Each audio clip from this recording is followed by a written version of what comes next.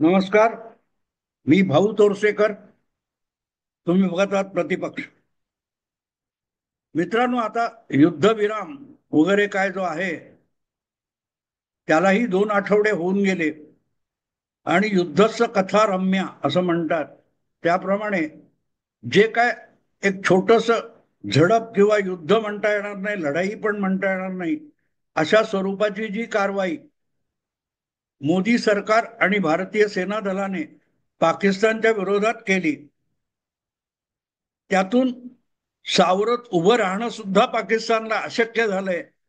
एकूणच पाकिस्तान नव्हे तर अवघ्या जगाला आणि मोठमोठ्या महाशक्तींना सुद्धा या ऑपरेशन सिंदूरचा इतका जबरदस्त तडाखा बसलेला आहे की झालंय काय, होणार काय, हे सगळ्यांचं भवितव्य दोलायमान झालेलं आहे.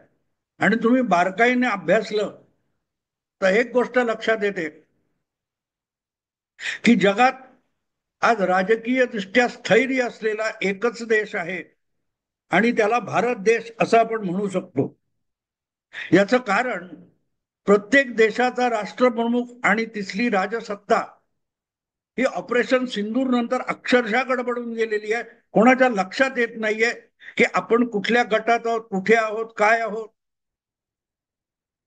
पहिली गोष्ट म्हणजे ऑपरेशन सिंदूर मध्ये भारताने जी काय शस्त्रास्त्र अस्त्र वापरली, जी कारवाई झाली, त्यानंतर पाकिस्तानकडे दोन महासत्ता आणि महाशस्त्र उत्पादक असलेल्या चीन आणि अमेरिकेची असलेली अस्त्र-शस्त्र यंत्रसामुग्री ही अक्षरशः धुळदाण करून टाकली. ती भारताकडे अशी कुठची शस्त्र आहेत याची चर्चा आज जगभर चालते. आणि अमेरिकेच्या एका मोठ्या युद्धशास्त्रज्ञाने भारताकडून शिका, ऑपरेशन सिंदूर पासून शिका, असा जेव्हा अमेरिकेसारख्या महाशक्तीला सल्ला दिला, तेव्हा या अल्पकालीन लढाईचं कवित्व कुठपर्यंत जाऊन पोहोचलंय हे मी इथे वेगळं सांगायची गरज नाही. पण या संदर्भामध्ये ज्या पद्धतीचं मुत्सद्देगिरी जगभर भारताने करून दाखवली, ती आपल्या फौजेला तोडीस तोड आहे. जसं क्रिकेट सारख्या खेळामध्ये जे 11 खेळाडू क्षेत्ररक्षण करायला मैदानात उतरतात, त्यांना क्षेत्ररक्षण करावं लागतं, फिल्डिंग करावी लागते, बॉलिंग करावी लागते, विकेट किपिंग करावं लागतं. आणि तेच 11 खेळाडू तो डाव संपल्यानंतर फलंदाजीला येतात, तेव्हा त्या सगळ्या 11 जणांना फलंदाजी सुद्धा करावी लागते.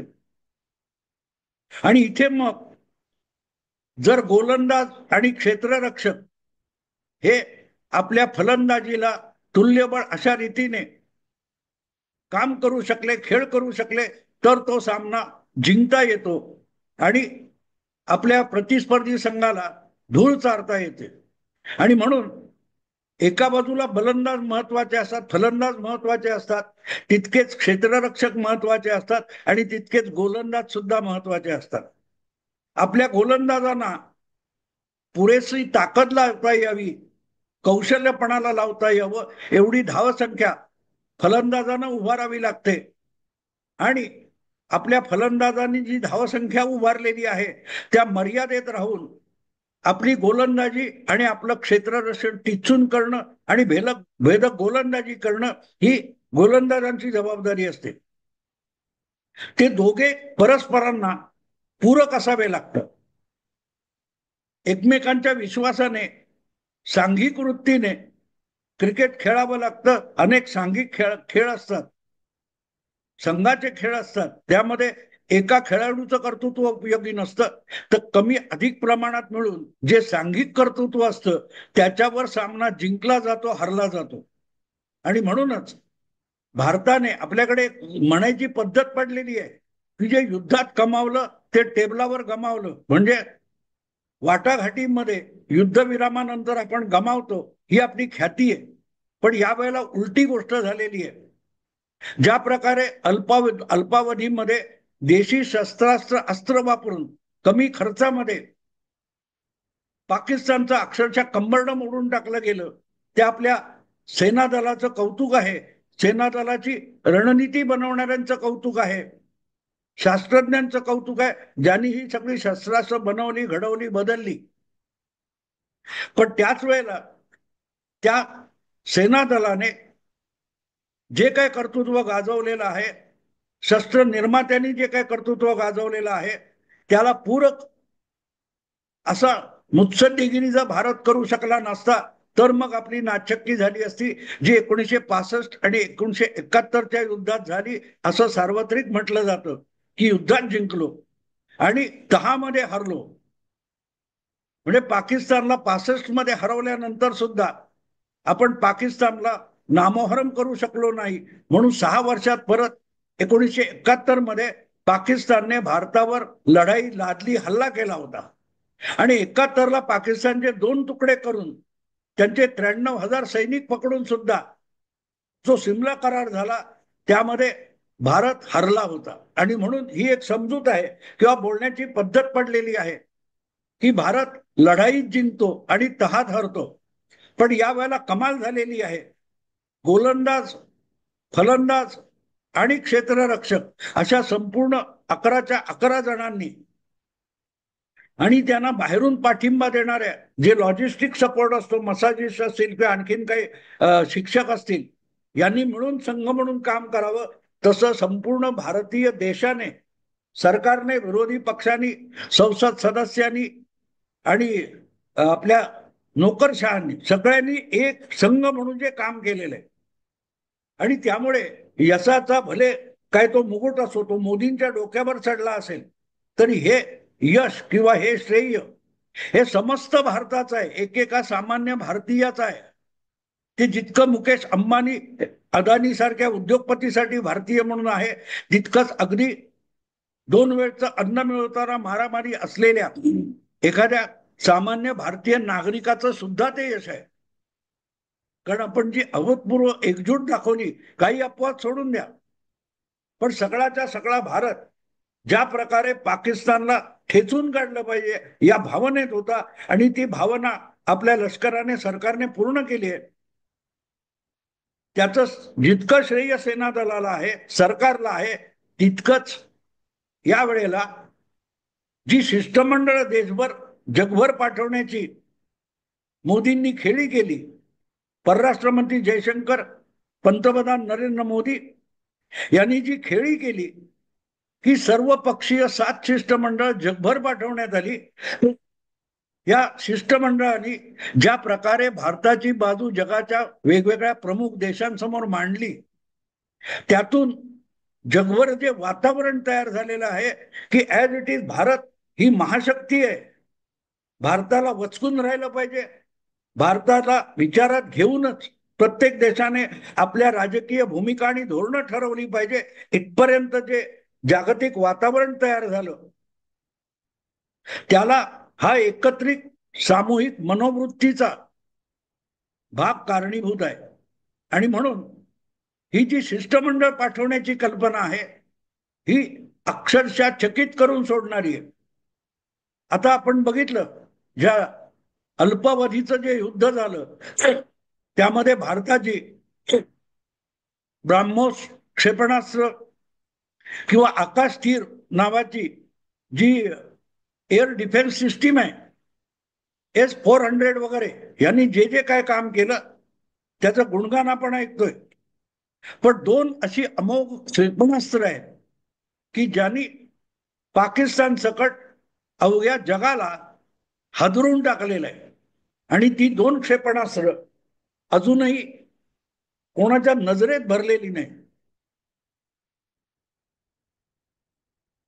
नरेंद्र मोदी यांची तुलना लाल बहादूर शास्त्री किंवा इंदिरा गांधी यांच्याबरोबर होऊ शकते, कारण त्या दोघांनीही पाकिस्तानला हरवलेलं होतं.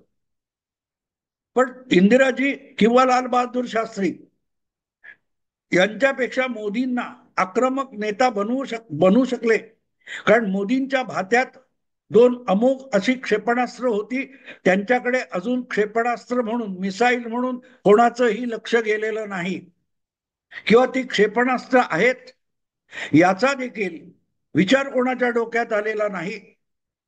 त्या 2 क्षेपणास्त्रांनी पाकिस्तानच्या पलीकडे जगाच्या कानाकोपऱ्यात जाऊन जो हाहाकार माजवलेला आहे, तो या युद्धाच्या तहावरही मात करून गेलेला आहे, युद्ध विरामावरही मात करून गेलेला आहे.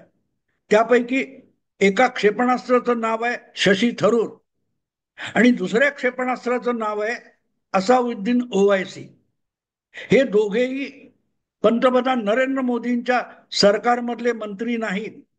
हे दोघेही नरेंद्र मोदींच्या भारतीय जनता पक्षाचे सदस्य नाहीत. किंबहुना गेल्या 10-11 वर्षामध्ये देशांतर्गत जे राजकारण झालं त्या राजकारणामध्ये, मोदी विरोधी राजकारणामध्ये हिरिरीने भाग घेऊन मोदी सरकारला सतत कोंडीत पकडण्याचा प्रयत्न करणारी अशी ही दोन नावं आहेत, शशी थरूर आणि असाउद्दीन ओवैसी. पण देशांतर्गत राजकारण आणि जागतिक राजकारण यातला फरक त्यांना नेमका समजू शकतो आणि त्यांनी आजच्या ह्या प्रसंगामध्ये ज्या प्रकारे विरोधी पक्षाचे असून सुद्धा सत्ताधारी नरेंद्र मोदी आणि पंतप्रधान यांच्या सकट भारत सरकार आणि भारताची प्रतिष्ठा यासाठी आपली सगळं कौशल्य आणि ताकद आणि बुद्धिपणाला लावली. त्यानंतर थरूर आणि असाउद्दीन ओवैसी यांना क्षेपणास्त्र म्हटलं पाहिजे. मला यावेळेला एक दुसऱ्या महायुद्धातली एक आठवण येते. दुसऱ्या महायुद्धाच्या उत्तरार्धामध्ये ना युद्ध करार केलेला हिटलर आणि सोव्हिएत युनियन यांच्यामध्ये परस्पर युद्ध करायचं नाही असा करार झाला होता. पण तो करार युद्धाच्या उत्तरार्धामध्ये हिटलरने एकतर्फी मोडला आणि हिटलरने सरळ सरळ सोव्हिएत युनियन आणि रशियावर हल्ला चढवला. आणि त्यावेळेला सोव्हिएत युनियन किंवा रशियाचा नेता, सर्वोच्च नेता स्टॅलिन होता. स्टॅलिन याचं एक वाक्य त्यावेळेचं फार प्रसिद्ध आहे, आय हॅव 2 मोर जनरल्स. माझ्याकडे आणखीन 2 सेनापती आहेत असं त्यांनी म्हटलं होतं. General January and general February.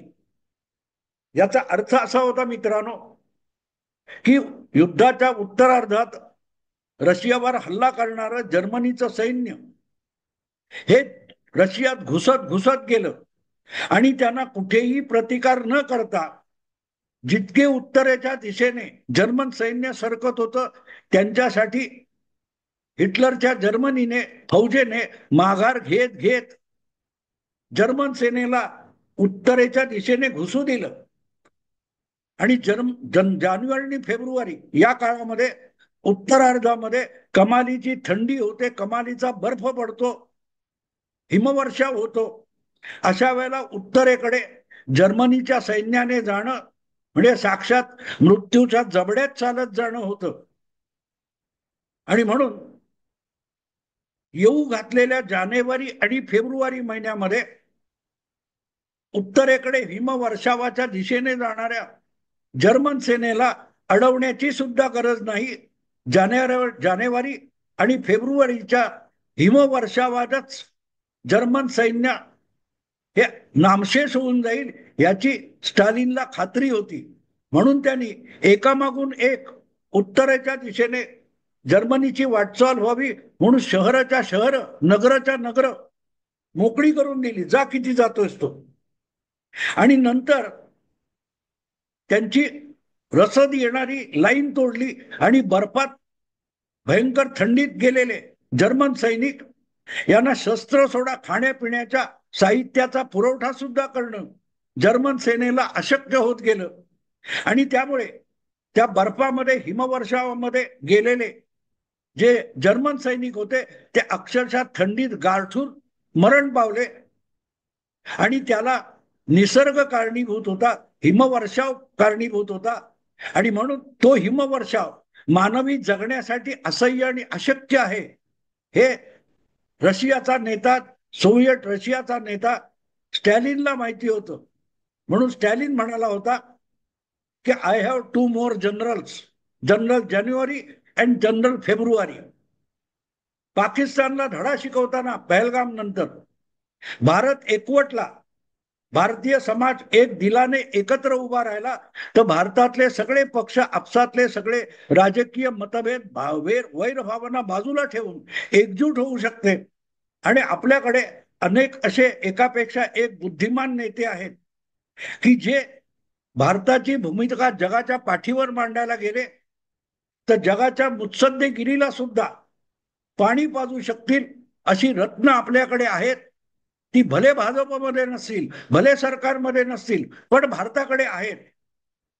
आणि त्यांना जवळ घेऊन, विश्वासात घेऊन जर त्यांना शत्रूच्या अंगावर सोडलं तर ते शत्रूला पादाक्रांत करून परत येतील याची मोदींना खात्री होती. नेता असा असावा लागतो.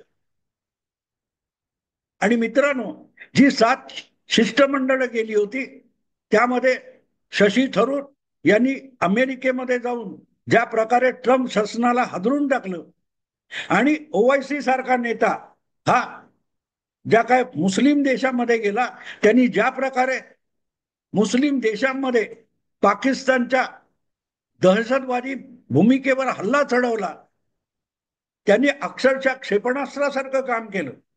आम्ही मुस्लिम देश आहोत आणि जगात 57 मुस्लिम देश आहेत असं म्हणणाऱ्या आणि सतत टेंबा मिरवणाऱ्या पाकिस्तानला पाकिस्तानचे सगळे मुस्लिम नेते मुस्लिम असले तरी जोकर आहेत, नाकर्ते आहेत, नालायक आहेत या भाषेमध्ये ज्या वेळेला मुस्लिम देशांमध्ये ओवायसी सारखा नेता भूमिका मांडतो आणि ठणकावून मांडतो, तेव्हा पाकिस्तान मुस्लिम देशांच्या संघटनेमध्ये सुद्धा एकाकी पडला.